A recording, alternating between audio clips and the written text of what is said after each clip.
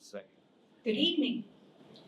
On behalf of the League of Women Voters of the St. Cloud area, welcome to this forum featuring candidates for State Legislative District 13. District 13 is represented in the Minnesota Legislature by 2 representatives, one each for 13A and 13B. They will be on the ballot this year. This event is being held at the Sartell Community Center, a facility that is owned and operated as a community service by the city of Sartell. We thank the staff for making arrangements to conduct this forum here. We are pleased to be co-sponsoring this forum with ARC Minnesota, an organization that promotes and protects the human rights of people with intellectual and developmental disabilities. We are recording this forum and will upload it to our YouTube channel. A link to the recording will be put on our website.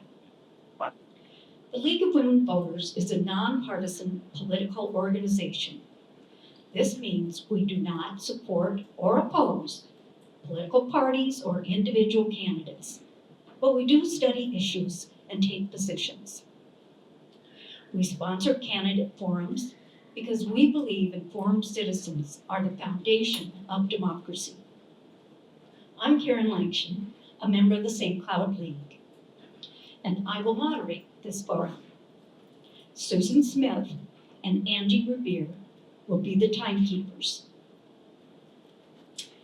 We moderate candidate forums according to a standard protocol. It's designed to be fair and open. The candidates have accepted the format in advance. Audience members, you received a summary of the forum procedures. They are as follows. No campaign or partisan materials, signs, buttons, literature, printed apparel may be worn, displayed, or distributed in the forum room. Such materials can be offered on a table outside. Please silence your devices, such as cell phones and pagers. The League of Women Voters of the St. Cloud area reserves the right to take and photograph this event and publish the results. Audience members, except for authorized persons, should refrain from using any electronic devices to record this forum. Anyone doing so in a way that is disruptive or distracting may be asked to leave. Questions will come from you, the audience. They must be brief, and lengthy statements will not be accepted.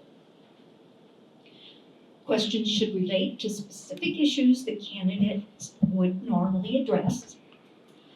Questions of unrelated topics or of a personal nature will not be allowed. All questions become the property of the League of Women Voters. All candidates will be given a chance to answer each question. You are asked to remain quiet while candidates are speaking so that everyone can hear their responses. All applause will be held until the forum is complete.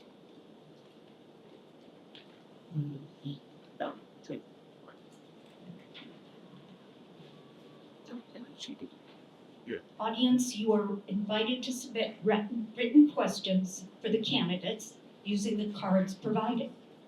Raise your hand and someone will pick up your card. We also invited questions by email from the public in advance. Questions of a related nature will be condensed and combined. Remember, all questions must be relevant to the specific issues they would normally address. All District 13 candidates who will appear on the November 5th ballot were invited to participate in this forum. I am pleased to welcome and introduce the candidates participating in this event. They are seated in alphabetical order by last name. For District 13A, Cindy Aho and Lisa Demuth. For 13B, Dusty Bolstad and Tim O'Driscoll. The candidates' opening statements will be offered in the order they are seated. After that, the order of answers will be rotated in a random manner. Candidates, you will each be allowed the following amounts of time: 1 minute for opening statements, 1.5 minutes to answer each question from the audience, and 1 minute for a closing statement at the end of the question and answer period. A timekeeper will hold up a yellow card when you have 30 seconds left. The red card that says time means finish your sentence and stop. State legislators have 2 important responsibilities: to both represent their districts and to enact laws that pertain to Minnesota as a whole. They serve 2-year terms. We will start with candidates' opening statement, and Cindy Aho is first. Thank you much. Okay, good evening, everyone. Thanks for being here. It's lovely to see a good audience, and everyone, I'm sure, will have good questions for us. I am running for office because I was asked to. I didn't have any inclination to do this on my own. I've worked on a lot of campaigns for other candidates, and I guess now it's my turn. Minnesota is a great place to live and work and play. When I'm elected, I will not forget that we have important resources that we need to protect, including our people, our healthcare, our resources, our environment, all of these things. I have a bachelor's degree in social work. That was my education, and I spent 26 years as a tax collector with Minnesota Department of Revenue. So I know a little bit about taxes too. So those 2 things, along with growing up in Minnesota and living here my whole life pretty much, makes me uniquely qualified for this position. Thank you. Lisa Demuth. Good evening. Thank you for being here to this forum. Thank you to the League of Women Voters for hosting this forum to inform our constituency. My name is Representative Lisa Demuth, and I'm running for my 4th term in the House of Representatives. I am from Cold Spring. I was actually born in Paynesville, which is part of District 13A, a near lifelong resident of Minnesota. I'm a business owner, a mom of 4, grandmother of 6 plus 1 on the way, and I am very proud of the area that I represent. The people, the hardworking people of Minnesota, we are looking at how we can continue to make this place a great place for students to learn what they need to learn in school, for businesses to succeed in what they need to do to provide for their families, and taking care of our entire state with the vast variety of people that are here. I have focused on education, healthcare, economic development within greater Minnesota, and I look forward to continuing that service. Thank you so much for being here tonight. Dusty Bolstad. Hello, thank you guys for having me. Thank you for putting this on for all of us. I appreciate that. So my background, I've been in the mental health industry for 20 plus years. I've been doing administrative work.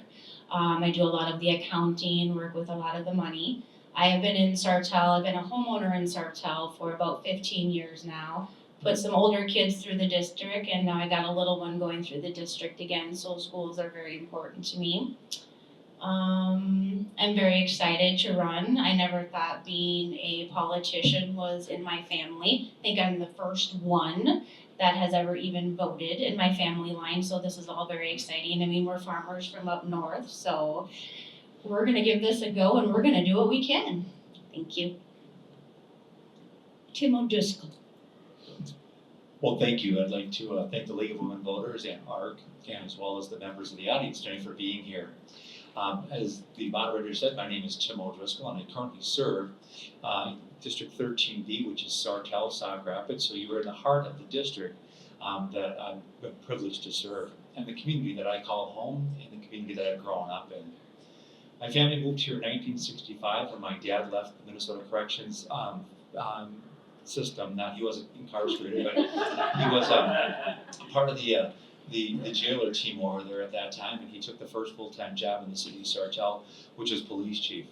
And he has instilled in us, as we were growing up, a sense of giving back to the community. And I cannot think of a time that I've not been involved in some kind of civic organization or activity in the community and giving back either as a city council member, the city's mayor, and now seeking my 8th term in the Minnesota legislature to help our area continue to grow and prosper. Thank you. Thank you. Now we'll start with our first question. What do you consider to be the 3 major challenges facing District 13? And we'll start with Dusty. I was just writing that. All right, so District 13, I think one of the things I know in Sartell and Sauk Rapids here is a lot of our rural areas and our farmers. We have some challenges out there. Another one is our school districts and the bullying that happens in our schools with all the fights and everything that's been going on lately. And then small businesses. I know in Sauk Rapids and Sartell, we need to attract more small businesses in the area. So I think those are our 3 major challenges right now. Excuse me. Cindy. Well, District 13 is original because of the people that live here and the industries that we have. We want to attract businesses and companies and corporations that will give our young people a reason to stay here and to work here and to learn here and raise their families here.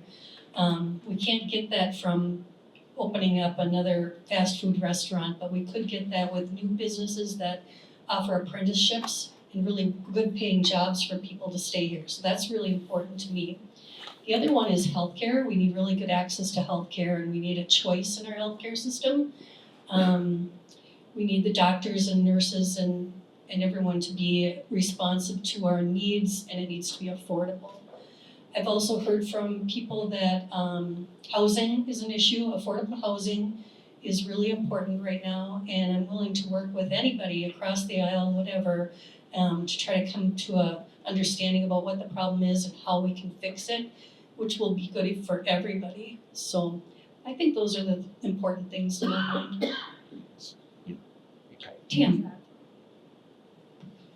First and foremost, one of the things that I've been hearing a lot about from people is the increase in taxes.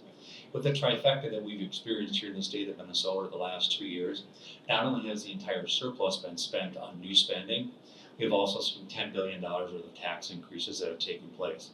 Things like motor fuel, that you go to the filling station, is on automatic pilot for the taxes to increase based on inflation. It takes no legislative action anymore. Gas prices will just continue to go up. We've also seen a 30% increase in the license tabs for folks. If you haven't gotten your 2025s, hang on, they're in the mail, and they're going to be more than what you had expected in the past. And so with this hyperinflation and out of control state spending, we need to rein that in immediately. Number 2, the educational mandates that went on in the legislature the last 2 years have been difficult for school districts to be able to fund. The state did not give the districts the entire amount of money necessary to be able to pay for those types of mandates. And as a result, districts are coming back and saying, we just assume you roll back the mandates and left us unfunded as to give us these mandates and not fund them accordingly. We're also seeing a skilled labor shortage in this area as well. Many businesses are finding it difficult to expand or even come to this area because we don't have the qualified labor, primarily in the trades area. I would like to see us work with the technical college and repurpose some of the space down at St. Paul State University to be able to continue to work and expanding those skilled those labor and trade skills that are available in our area. Thank you. Lisa. District 13A is filled with a variety of both business, healthcare, educational schools for our kids, and also agriculture. So we are we've got a great diversity within what is offered here in District 13A. Some of the things that we face as the biggest challenges are not unique to our areas. They're statewide. Those challenges are healthcare. We know that there's a shortage of healthcare when families are trying to find the proper healthcare, whether that is in a center or if it is in a home-based childcare. They need the variety that they need. They want to be able to choose that, but there is a shortage, and part of it is because of overregulation. We have pushed family child care providers out of the market. So childcare is one of the extreme needs that we have here in District 13A. Workforce is another one. We have a workforce shortage across different industries. We need to incentivize people to come back to work, whether that is in the trades, if it requires a 4-year degree, or if it is additional training. We need to make sure that we are providing for the workforce that we need. And then overall, the affordability of our lives. When the state has spent $18 billion of surplus, raised our taxes and fees by another $10 billion, our lives in Minnesota are not affordable. That is due to mandates and unaffordability, and that is something that we need to change statewide, but also it will have a benefit here in District 13A. All right, next question. On November 5th, if you are elected, what will be your commitment to supporting programs and services for people with disabilities in the state of Minnesota? And we will start with Tim. I'm so glad to be the first one to answer this question. And the reason I am is we have seen my time in the legislature, the 14 years that I've been there, that when Republicans control one or both houses, persons with disabilities do much better in funding than we do when we see the Democrats that are in control. We have increased money that has gone to nursing homes. We've increased money that has gone to group homes and the like to be able to help fund those activities. We do believe that people should be able to continue to reach their full potential. And part of that reaching your full potential is being able to have the funds necessary to be able to have a healthy and safe work environment and lifestyle for individuals with disabilities. So I'm glad and look forward to going back and continuing to work on those areas. Thank you. Lisa. Thank you. Supporting those with disabilities within our community and across our state is a priority, and we know that there are different levels of ability. So when I think of disability, I also look at the ability. What does that particular person want to bring to our state to both encourage and grow the person that they are, but also can benefit others? And so we need to provide jobs that have a flexibility for those that have a disability or a different ability. We need to provide jobs in the way that they can best be successful. That also includes the transportation to get to and from their residence and to that job or that school or wherever they would like to be. And then we need to make sure that we are being fair with funding of our disability waivers. We can't be cutting down on that. And where PCA services, personal care attendant services are required, we need to make sure that that is being people that are working in the PCA area, that they have livable wages that are actually accentuating the work that they do, and that those people can do the work that the families of those with disabilities or the adults themselves might need. It's an all of the above approach, and that's what we need to focus on. Cindy. I like Lisa's answer of everyone has different abilities. It's not necessarily disabilities, it's different abilities. I like that. It is true. We have to meet people where they're at and what they need and what they want to do. Everybody is different, whether you have a disability or you don't have a disability. But everybody wants to feel needed, wanted, feel like they can contribute to our economy and our world and have some self-satisfaction in that and earn a livable wage. A lot of people with disabilities do have a higher need for services, and those services can be expensive. So working with the disability community and making sure that the programs are funded is definitely a priority. Thank you. And Dusty. Well, I'm gonna agree with everybody else. The livable wage is the most important thing. As somebody with a partner who is on disability, I know what the trials and tribulations of that be, so my commitment would be working very hard to make sure that Minnesota is providing that something that everybody needs. Next question. How would you address law enforcement staffing shortages and other public safety challenges at the local and state levels? And we're going to begin with Lisa. The support of our law enforcement and our first responders, those that are providing the community service of keeping ourselves as priority. It is something that when we call 911, we expect someone to answer on the other side. We have completely seen a vilification over the last number of years of those serving in law enforcement, which is why we have a reduction in that workforce. when we are expecting people to be at their very best on the people that they are facing at their very worst, and yet we disrespect what they are doing, that does not work. We have lost 5 law enforcement officers and first responders in the state of Minnesota over just a 13-month period, and that has to stop. Now you'll say, but could people make mistakes if they're working in those areas? Absolutely. I'm a lawmaker. I am not perfect in what I do. There are no teachers that are perfect. There is no one that is perfect in anything that they do. But we cannot continue to vilify people that are doing the community service of protecting us and responding to us when we need that. We have to look at pensions, we have to look at retirement, we have to look for workforce encouragement, that we are able to expand that workforce, encourage our young people, if they want to go into law enforcement, that they will be able to do so, and we have to stop the divide that we see, protect those serving us, respect what they do, and move forward. Dusty. Okay, so this is an exciting question for me. So I actually worked at Central Minnesota Mental Health Center when we piloted the program of partnering with the St. Cloud Police Department. We brought a professional that would go out on calls with them. And so when you come talking about safety issues, we make sure that we have supports in the places that we need it, right? We make sure that they're not overloaded in the job that they're doing. We get them the supports that they need, and we get the right people in the right places. Now, in regards to the staffing challenges, we can bring diversity recruitment, we can support the police department and the first responders in the areas that they need. But I believe it all comes down to communication, working together, and making sure that they have the supports that they need. But that would require some conversations, as I'm not in that field. But it'd be a great place to start. Thank you. Tim. As I mentioned in my opening comments, my dad was the very first police chief in the city of Sartell. So law enforcement and public service is very important to me.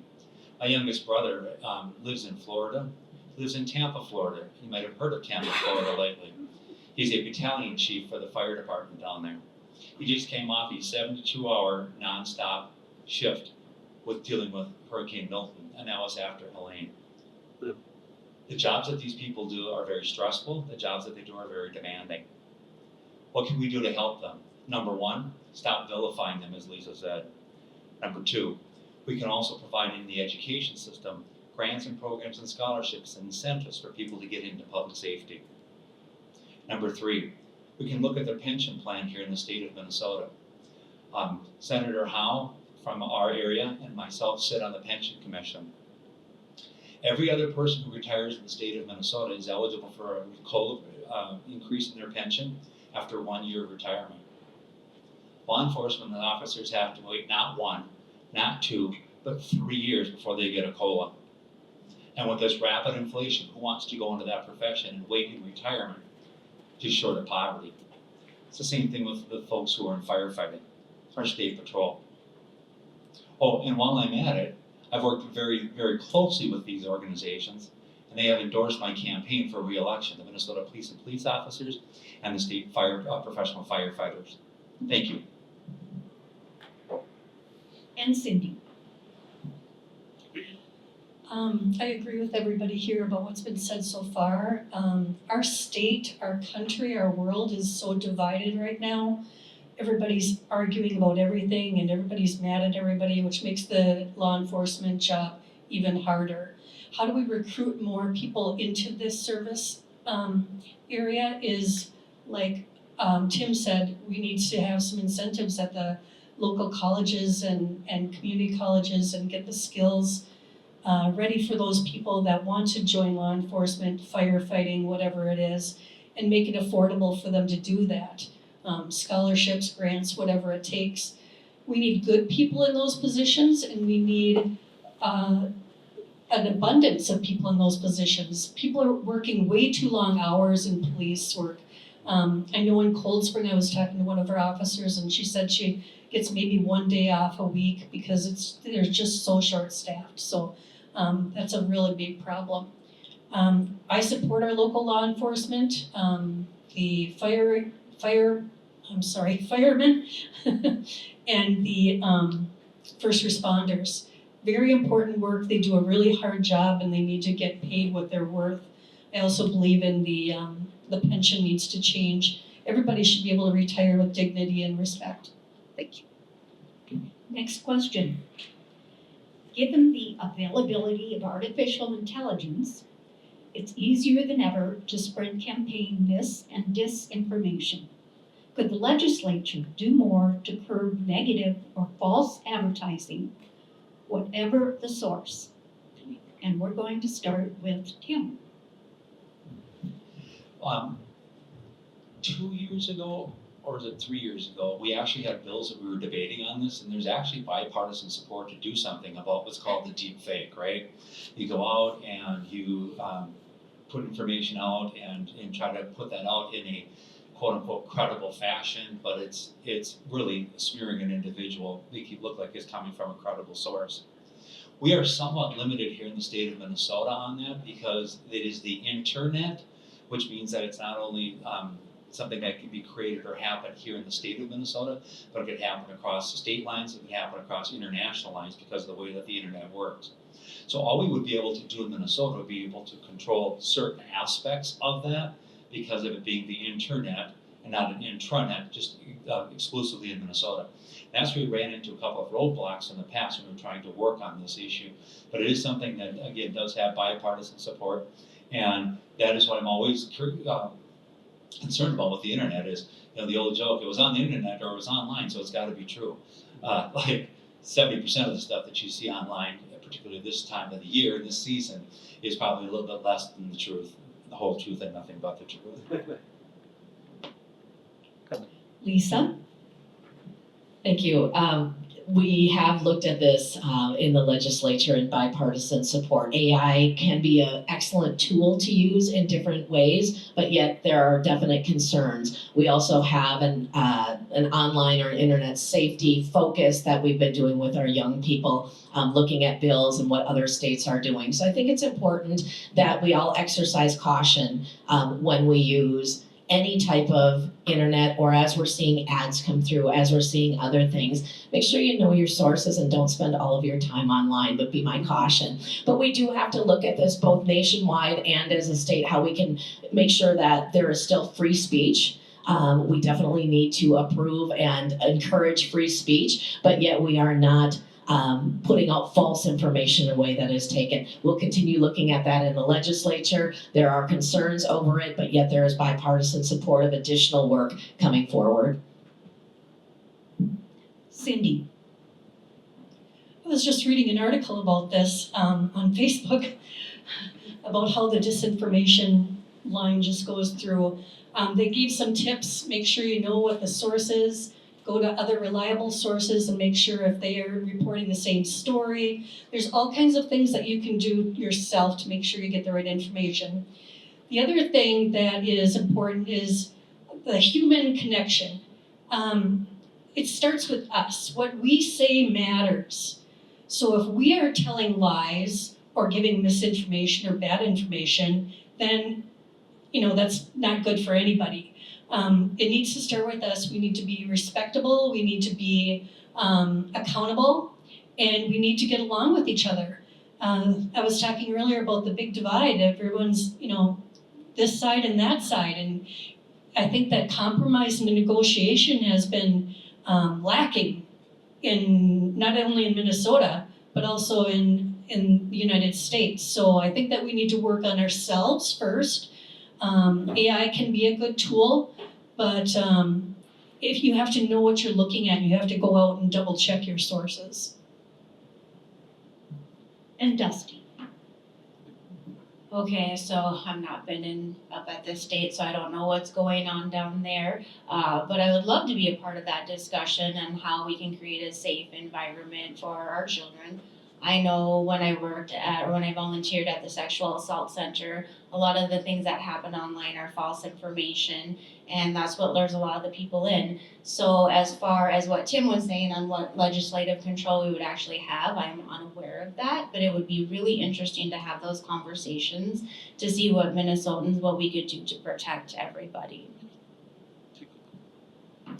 All right, next question.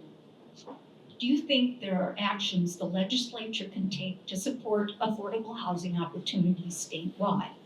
And if so, what steps would you recommend? And let's start with Cindy.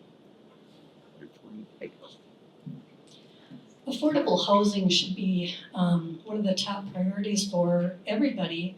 Everybody works better, lives better, and is happier and healthier when they have a safe place to live and go home to. If you are living in your car or you're living in a homeless shelter, you have insecurity of that, and you have insecurity with all kinds of other things. It just trickles right down the list. I think the legislature can make some impacts in affordable housing. We have to be very careful with that, of course. I've been hearing a lot about regulation and building codes and all of these types of things, but we also need to talk to our people. What kind of housing do they want? And where do they want it? I think they also need to partner with businesses, because I think a lot of people would love to work closer or live closer to their work. I know that I traveled from Zimmerman to St. Cloud for several years. Not a fun ride. And when my kids went off to college and I felt safe in moving to St. Cloud, I told my realtor I would like a home within 3 miles of right here. And she was just in awe. She had never heard that before. But it makes everybody happier. You can spend more time on more things that are important. So yes, affordable housing is important, and I do believe that the legislature can work on this and listen to all parties involved. Dusty. So yes, affordable housing, trust me, I know I still got 2 adult children at home. I want affordable housing. Willing to work with anybody on that to get these kids out of the house. It starts right, we need livable wages, we need the opportunities, we need to figure out where we're gonna build these this housing. And like Cindy said, where do you want to live? I mean, I would like to get out to the country someday. But it needs to be important. I know at our last forum that we had, a lot of the building regulations came up and everything, but we just need easier access. We need to make things easier. We are growing as a nation, not just a Minnesota problem, but it's everywhere, right? We need to figure this out, and we need to sit down together and have those conversations. So once we start offering the living, the wages and everything that we can do to try to help people get into home ownership. I bought my home 15 years ago around that area, and it was a very exciting experience. But we can talk to these banks, these businesses, what can we do to help people be able to afford mortgages? People pay higher rent than I have for my mortgage right now. That's crazy. We need to turn that back the other way. So there's a lot of work we can do with that. Tim. Our competitors in the housing business, we talk about the state of Minnesota, are Wisconsin, Iowa, North Dakota, and South Dakota. Every one of those states can build a new home for persons that are anywhere from 10 to 25% less than you can build in the state of Minnesota. So if Minnesota wants to get competitive, they need to get in line with what the competition is doing as far as standardizing regulation. Because what's starting to happen is you're getting people who live on the border of one state, Minnesota, living in another state because it's cheaper and working in Minnesota. That's not good for us, particularly if you are an inner part of Minnesota, like central Minnesota is. That's creating problems in our work shortage, in our workforce as well, because of a work shortage with people moving and going to different places. Number 2, thank goodness we're behind the hyperinflation that we've been seeing, because that has caused the interest rates to go up. And interest rates are probably 3% more than you were able to get 4 years ago. So they're about 6.5% right now, and you could get it about 3.5%. So on a $300,000 mortgage, 3%, that's a savings of about $9,000 for people in the affordability of a home. So that's a very important part of that.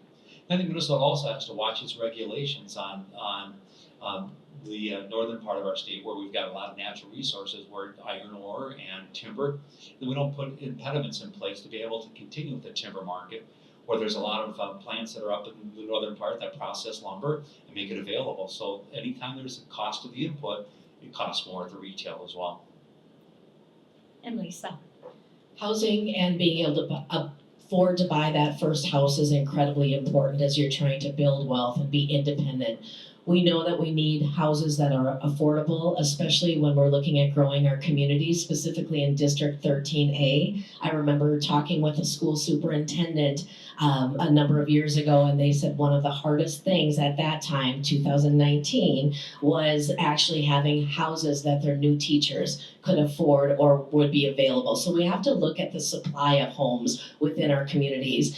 Local control is something that is incredibly important. We need to make sure that the local planning boards, that the city councils, the mayors, that they are involved in those discussions to know what they want that community to look like and how they want it reflected in the areas. And that is going to determine some of potentially the increased aesthetic costs within neighborhoods. That is another way that you can look at the different communities you might be in to make sure that homes are affordable. But then I also think, yes, I agree with the regulation, having less regulations in some of our communities when it comes to housing is going to be very important because we want to keep people safe. We want to keep the workers that are building those homes safe, but it has to be reasonable, as you've heard from our bordering states, have less expense going into building those homes. And the last thing, the mandates that have been put on businesses by our state are forcing up the cost of labor, which increases the cost on everything, including housing. We'll move on to the next question. In 2023, the legislature passed a bill mandating that electric utilities get all of their electricity from carbon-free sources by 2040. Do you think this is doable, first of all, as well as enforceable? And we're going to start with Lisa. When the Clean Energy by 2040 came across the legislature into the House floor last year, so in 2023, there were concerns that were raised. Yes, we want to take care of our natural resources. Yes, we want clean air. But when there are vilifications of types of energy, the only thing that does is that raises the cost of energy. It makes it less reliable, it makes it less affordable, and when you're looking at solar panels, wind turbines, and those alternative types, we have to make sure that we are going to source those things, the items needed to build the solar panels here in the United States, where we actually care about our environment. If not, when those are being sourced across the country, and then further across the world, there are less mandates, but it is also potentially being used, using slave labor to build those components that are shipped over here. There is not the air quality that is needed, and it will not make for better air quality and better natural resource management across the world. The other thing is, when those items come to the end of their life, whether they're blades or if they're panels, we do not have a good recycling plan for those at all. So it sounds great right now, but as you've seen in the southern part of the state, there are piles of wind turbine blades that are now having to be moved by NextEra, another company. We have to make sure that we're looking at this across the board, making a plan for now and in the future. Dusty. Okay, I think the question was, is it doable and enforceable? I think it's definitely doable. As to enforceable, we have a lot of work that we need to do to help our environment, and like she was saying, what do we do with the products afterwards? So there's still a lot of things that we need to look into and figure out. Yeah, that's what I got for that. Tim. One of the things that I want to underscore is what Lisa said, and that's the all of the above solution to this. When we talk about going with solar energy or wind energy, you've got to remember that that is not the most reliable source for energy. If you want to bring nuclear on, we're willing to talk about that. If you were wanting to talk about, again, an all of the above approach. I learned an awful lot through Hurricane Milton and through Hurricane Helene. And something that had not made the news very much, but if you were watching it, you could see it. Do you know what happens when a lithium-ion battery meets with salt water? It blows up. And the fire department will not respond until that's put out because it's a toxic fire for them to be able to approach. Do you know where most of the people in Florida have their vehicles? In their garage. And the surges came and the salt water got on the lithium battery and it blew up and it caught the house on fire. Many times we talk about solar panels having been quote unquote made in America.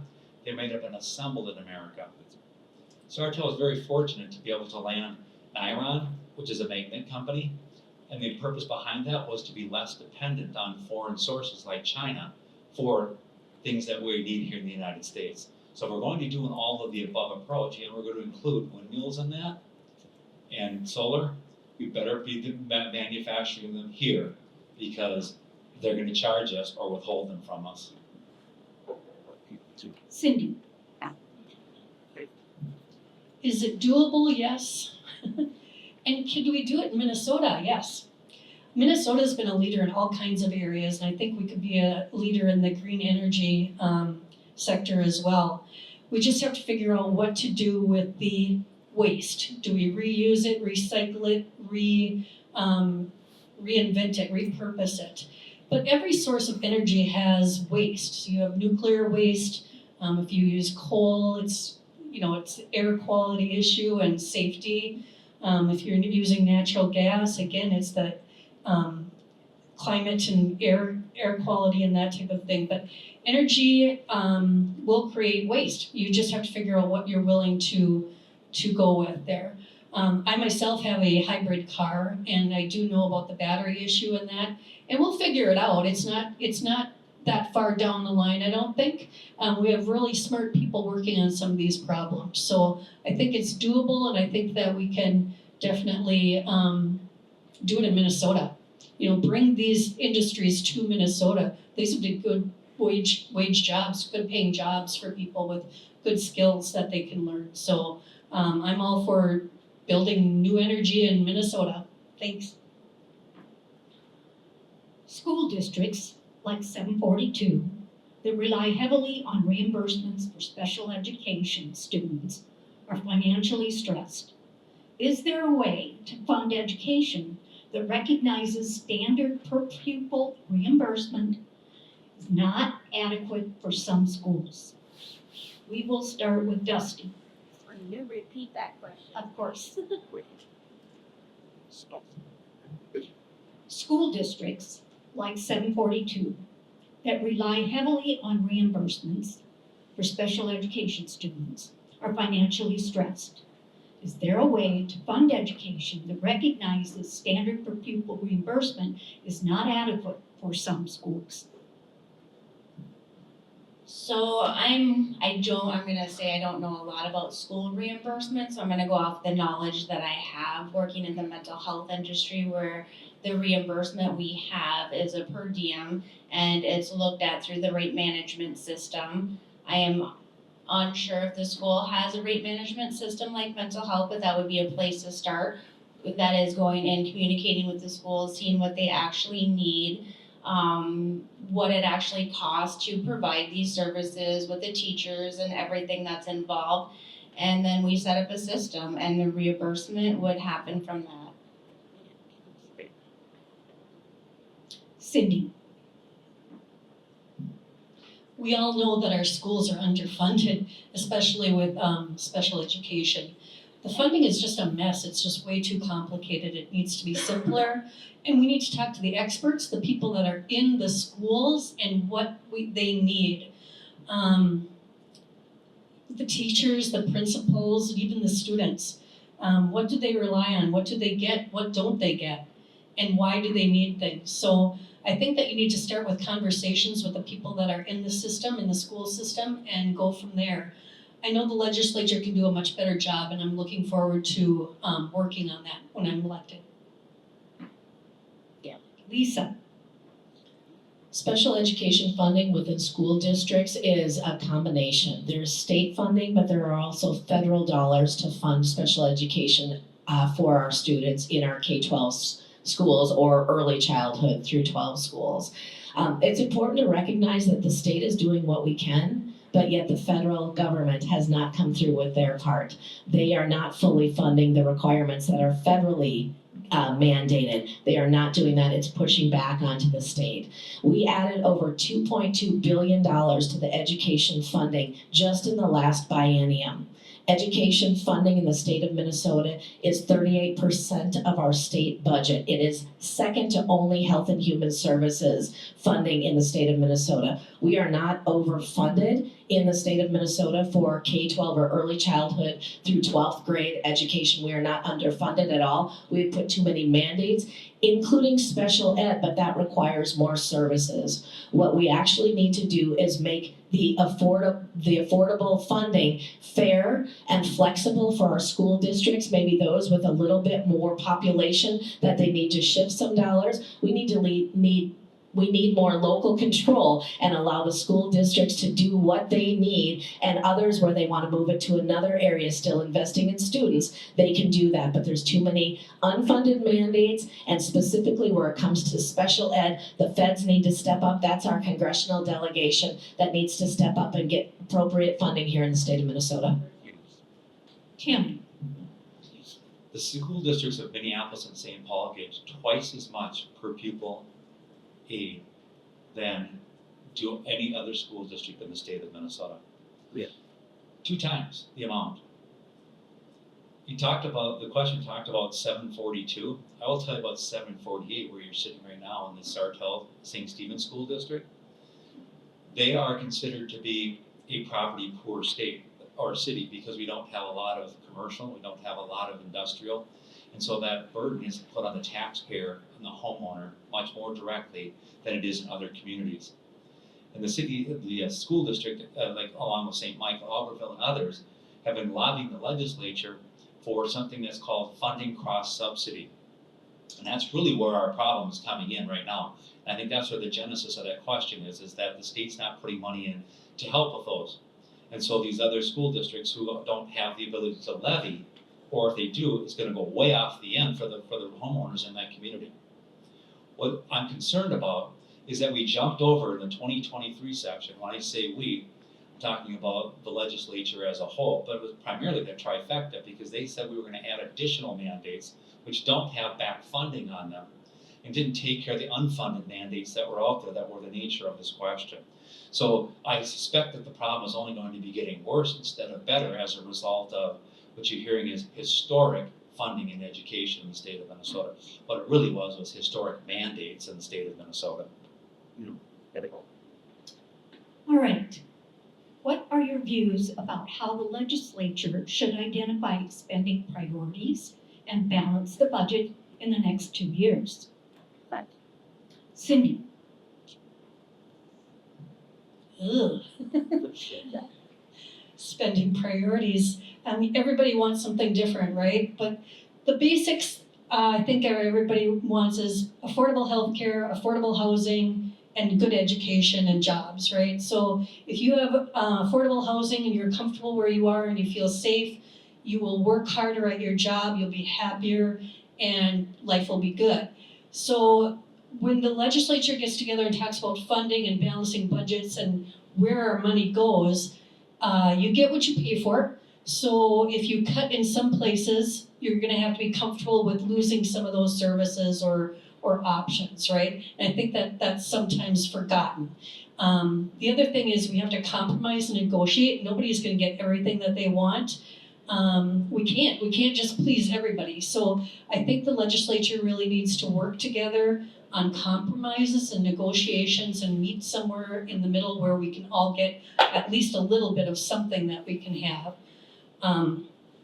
I know a budget for my family. I mean, my budget has taken a deep cut since I retired. I live on about a quarter of the income that I had before, and I'm not really suffering that much. It just has to change your priorities of what you really want and what you really need.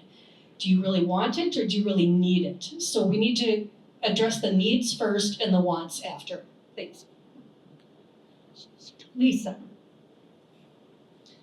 I will make a comment before I go fully into the answer, but as far as, in order to balance the budget in the state of Minnesota, we have to have a balanced budget. There are no choices. We're not Congress. We can't just add to it, but we definitely have to balance that budget. When we look at a 38% increase over the last 2 years, that is unheard of. It is also unsustainable. We know we are going to be looking at a deficit in the state of Minnesota in the next 2 years with the spending that was just enacted.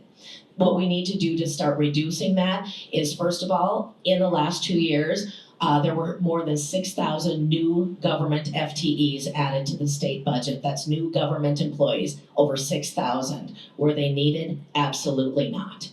There were different departments that were grown and that were increased, paid family medical leave, cannabis, those offices. We also know that dollars are going out to the agencies, and some of those FTEs or full-time equivalents are not actually even being filled, but the money is just kind of sitting there or being flushed into something else. We need accountability within our agencies, how those dollars are being spent, making sure they're going to the core requirements of government, roads, bridges, wastewater, education, public safety. Those are the main things that we need to do. The other thing is we have fraud in the state of Minnesota, almost $1 billion of fraud that has gone out. It's your taxpayers that has been completely unaccountable, and we need accountability so we can end the fraud and get it to those that we need, the actual dollars to the people that actually need it. Tim? I'm gonna pick up where Lisa left off. It's unbelievable. When I came into the legislature in 2011, our annual budget for the 2-year period, that's how the state budget is in a 2-year cycle, was $36 billion to cover all state spending for 2 years. $36 billion.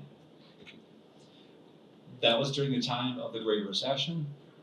We had a $7 billion shortfall. We had to cut the current budget, and we had to cut the future budget on that. We have just seen, coming out of the legislature, a $72 billion spending package for general fund money, double what we did 14 years ago. That's unsustainable. And what are you seeing right now? You're seeing a lot of reports of fraud, abuse, and waste of money right now.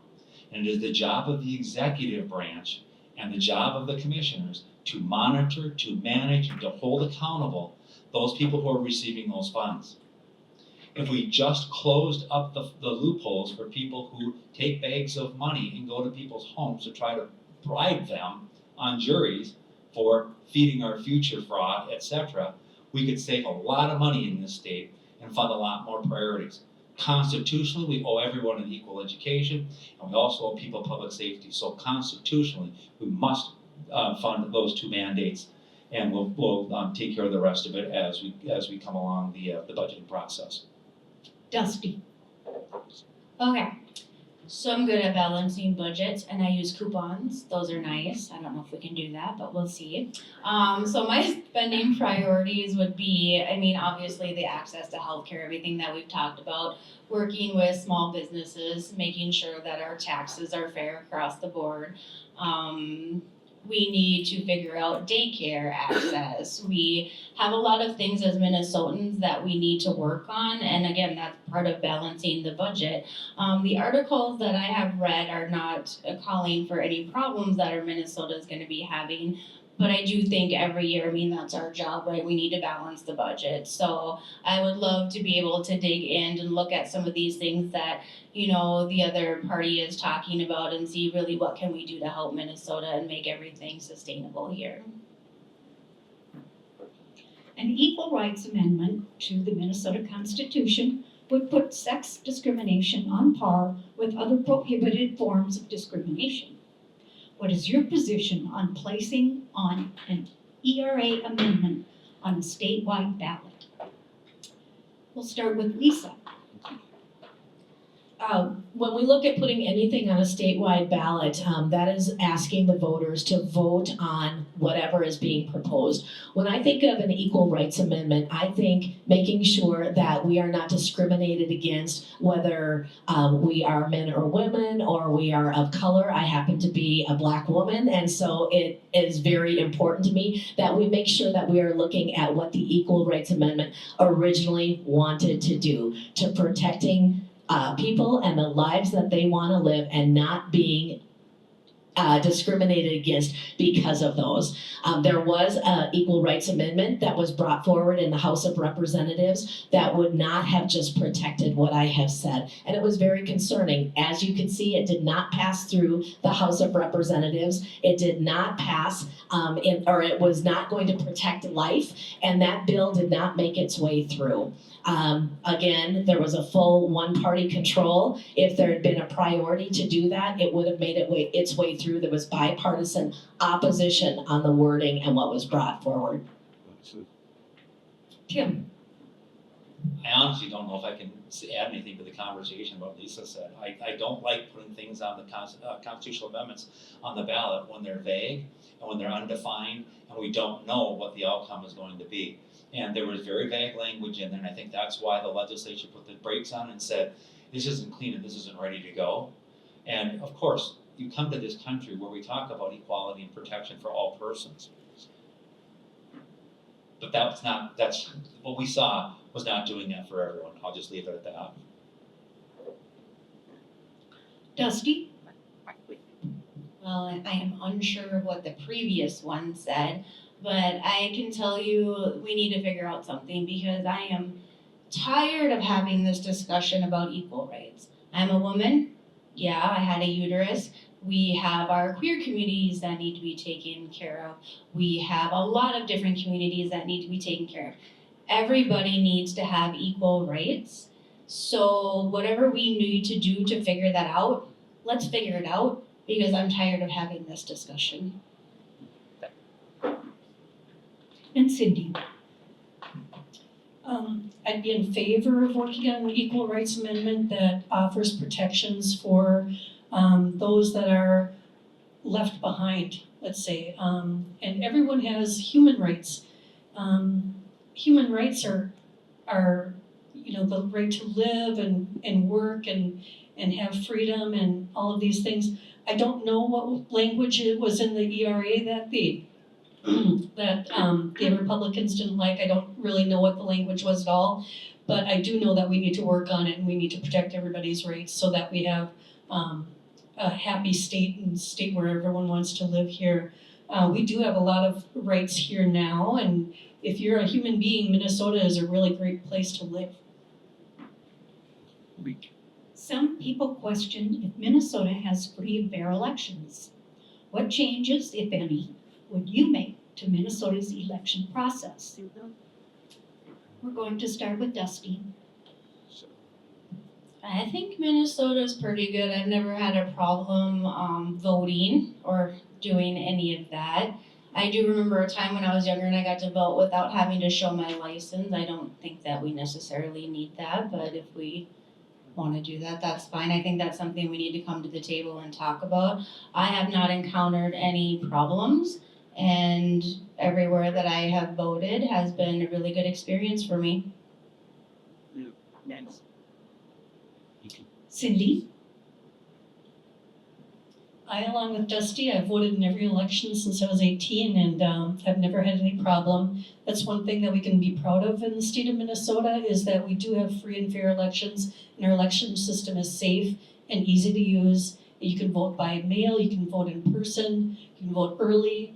We try to make it as easy as possible so that every voice is heard. Tim? In my legislative career, I've served on the Minnesota House Elections Committee. And one of the things that goes beyond the times of even Tim Pawlenty as governor, before he was governor, and Governor Mark Dayton and others, until recently with Governor Tim Walz, is that you had to have strong bipartisan support to change the laws. We changed the laws in the state of Minnesota in elections last year and the year before on a one-party, full control change in the laws. Some of the things that had happened, number one, national popular vote. For those of you who aren't familiar with national popular vote, it says the United States Constitution must be wrong. We have an electoral college. That electoral college allows for all states to be able to have fair and equal access. There are reasons why candidates don't go to certain states because they are swing states. They are relevant in elections. What the national popular vote says, it doesn't matter how you voted in Minnesota. we will just go and send our delegates to vote for whoever wins the national popular vote. And I just think that's wrong. That is just dead wrong. When the people in Minnesota have said how they want those 10 electoral college votes to be cast, the state law says, no, we're gonna do it differently. We're gonna just pass a law that says you just go ahead and you just have by law and penalty of law, in the state of Minnesota, if you vote against that, that's a problem. That's a problem to me. Yeah. Thank you. Lisa, The ability and the privilege of voting is something that all Minnesotans, all citizens should be exercising. And I think it's very important when we look at election integrity to know that we have the opportunity to be involved in the process. We can be election judges and we can serve in those roles, which is very, very important. Over the last 2 years that we've added automatic voter registration. Now I want people that are legal to vote to be able to vote. That is important. But by adding that as an automatic, we are aware of in our state already people that have potentially received ballots when they shouldn't, or that registration information. There's got to be some checks and balances. We now have, instead of election day or the absentee ability, we have early in-person voting started September 20th. That allows for more accessibility, which is a very good thing. But along with that, again, more checks and balances. When I go to get my fishing license, my husband used to be able to go and pick that up for us together. We'd do a family license, no big deal. He came to me a couple years ago, he's like, you gotta come in, you have to show your license. I was like, okay, that makes sense. They wanna make sure I'm legal to get my license, something he had always done. But yet when it comes to our elections, automatic registration, you can do it when you buy your license tabs, when you go in to pay your property taxes today. If you haven't done that, make sure you do that. Anytime, you can just automatically do that, but we don't have the balances with the checks. And so we need to improve what we do, make it more accessible to people, which is the intent. We want every citizen in Minnesota to vote, but we have to make sure it's actually those people that are legal to vote and not put someone in a compromise where they shouldn't be. do you support getting the North Star commuter train to St. Cloud? And if so, how do you envision funding this project? We are going to start with Tim. I don't support the expansion of the North Star. We have seen that it's been problematic. We also have seen that it's not highly used, and people say, well, you didn't finish it and you didn't build it out, that's why it's not used. The number one reason that we were told when I got in the legislature why we needed to finish this, so that people go down to the cities to work. That doesn't help our labor situation here. Oh, by the way, there are so many more people who are working at home, so I don't know that those seats are going to be filled by people if the train gets built out. And the other part of this is there are a lot of folks in the Twin Cities that are afraid to ride the light rail for their personal safety and for what's happening. Part of that's a shortage of law enforcement and other people to be able to help with some of the social problems that are associated with that.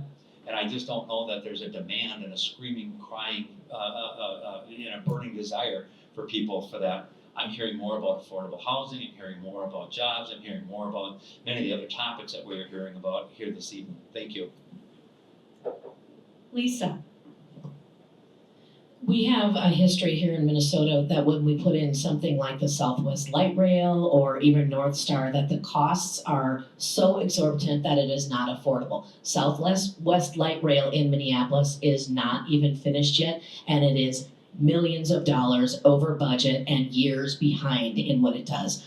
As our world has changed, more people are working remotely, and with COVID and how we are looking at our lives differently, now is not the time to pour more money into something that isn't going to be used as expected. And it proved it already with North Star, with the North Star commuter train. It already proved itself that it didn't have the usage as expected. Now is the time to invest in other modes of public transportation, buses that are flexible. So when the population changes where they need to go, it's not tracks that are just laid down, but we can just change where those buses go to make sure that people in the different sizes of communities and also in our metro area have accessibility where they need it and when they need it, rather than something that is out of the way and no longer needed. So I would not support pouring more tax dollars into the North Star commuter train. Cindy. Well, I was a big supporter of the train when I lived in St. Cloud and I had to go to the cities for meetings for work and stuff.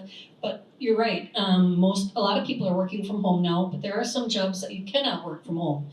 Making transportation decisions for those types of people, we need to have a conversation about it. Things have changed a lot in the last 4 years, so I think we need to relook at it and find out if it's really needed, wanted, and if we could do it affordably. God. Dusty, I'm kind of with Cindy on this one. I don't know where everybody's need is for it. I was really excited when it first came, when it first happened, we could drive down to Becker and catch it.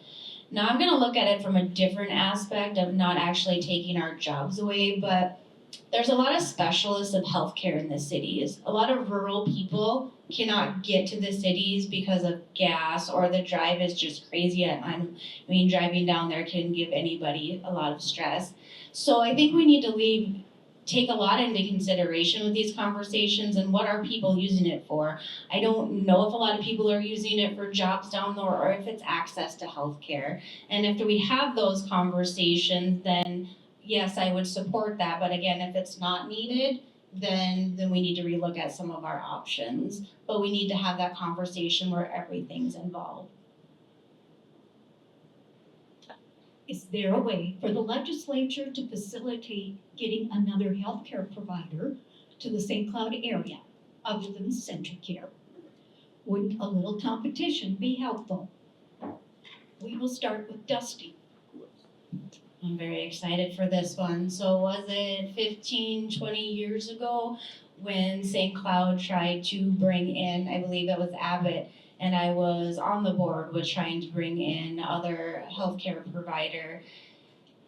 Working in the mental health industry, yes, we need to have other providers. We need options for St. Cloud. I know Stanford Health has been coming down from Fargo and they made it as far as Alexandria. So I don't know where they're at. But they do have an office in St. Cloud. I don't know who would come to St. Cloud, but I do believe that when we have more options, it gives you better, not only healthcare, but better services. Nothing against CentraCare, but I do believe we need a choice.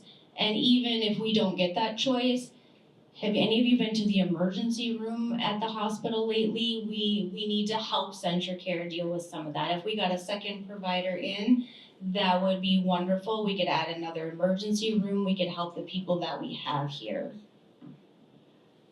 Cindy. Yeah, we do need more choices. I remember when we used to have more choices. I used to go to St. Cloud Medical Group. They've also been purchased by CentraCare.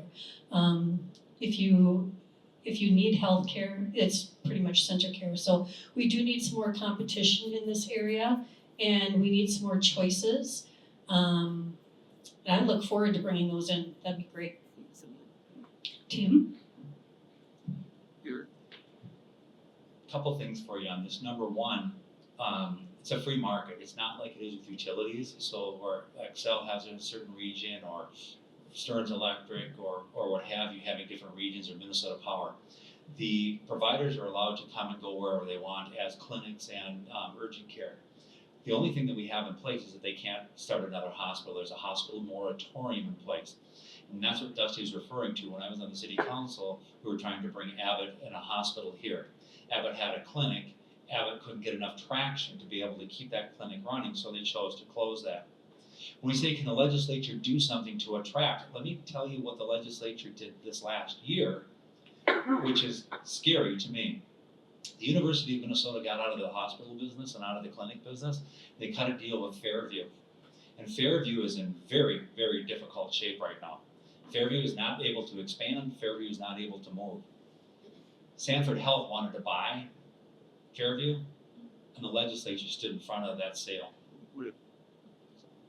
to be able to keep what we had in parts of Minnesota. Now, when I talk about Stanford, there's also Essentia that's up in the Duluth area.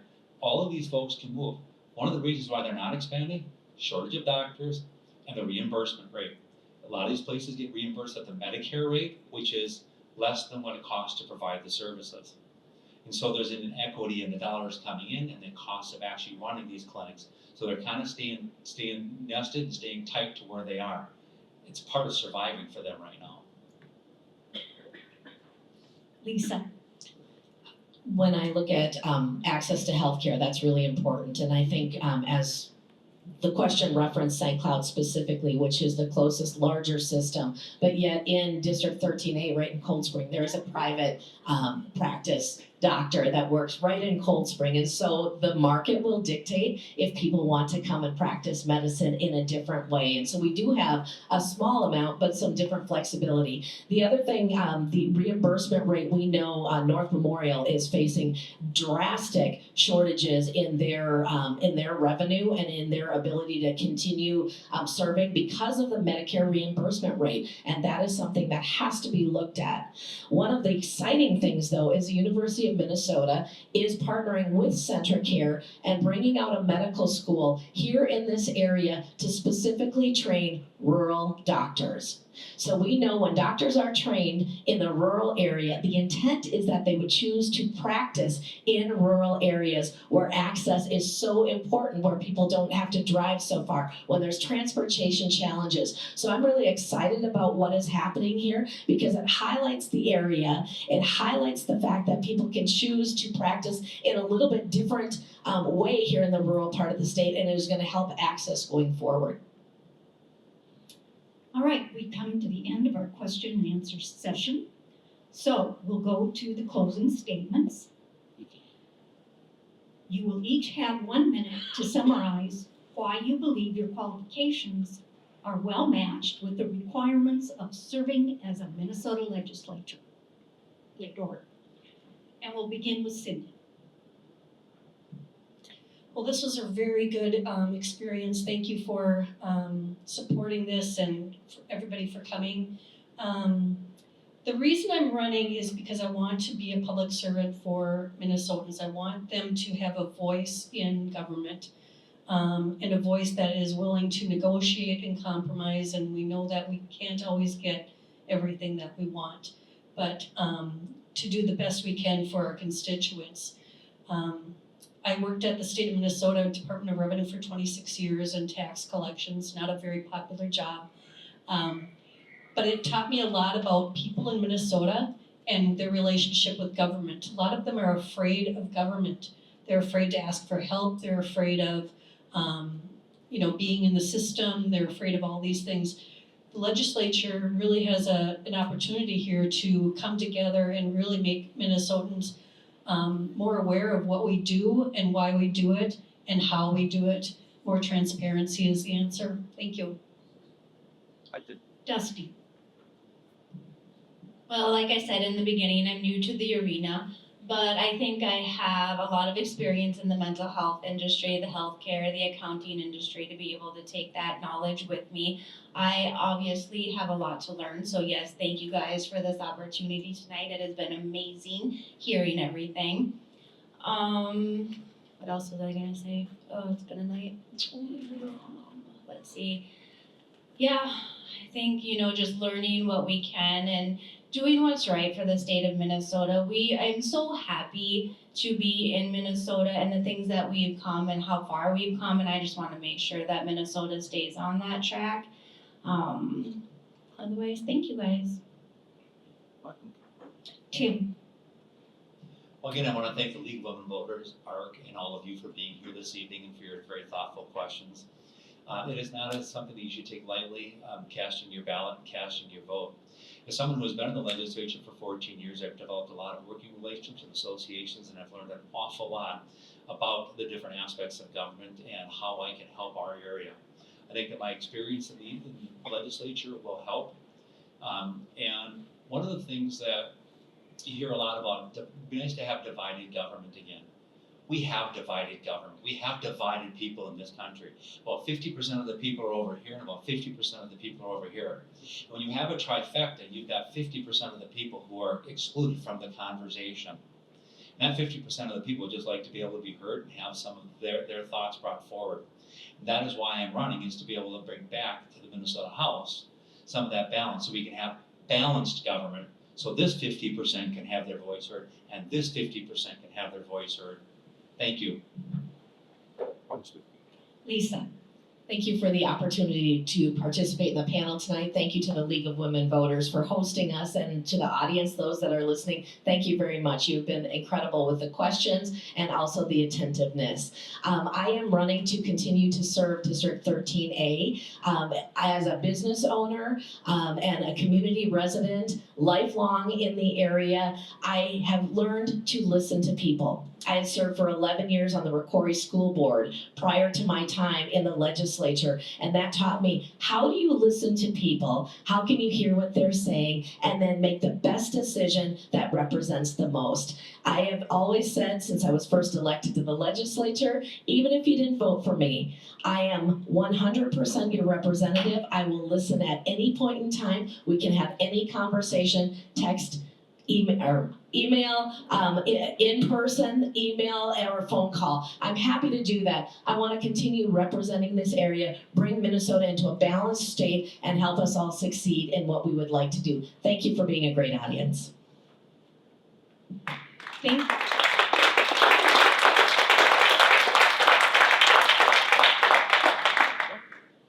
you to the members of the general public for emailing questions. Thank you, audience members, for attending and submitting written questions. Thank you to each of the candidates for running for public office. Thank you for participating in the forum. Thank you to the City of Sartell for the use of this room. A link to the recording of this event will be posted on the League of Women Voters St. Cloud area website, LWVSCA.org. The views expressed in this forum are those of the candidates, not of the sponsors. Sponsorship of this forum is not an endorsement by the sponsors of any of the candidates. Now it's up to the voters. I hope you continue to become informed about candidates and issues. Let your voices be heard by voting. Candidates, good luck on November 5th.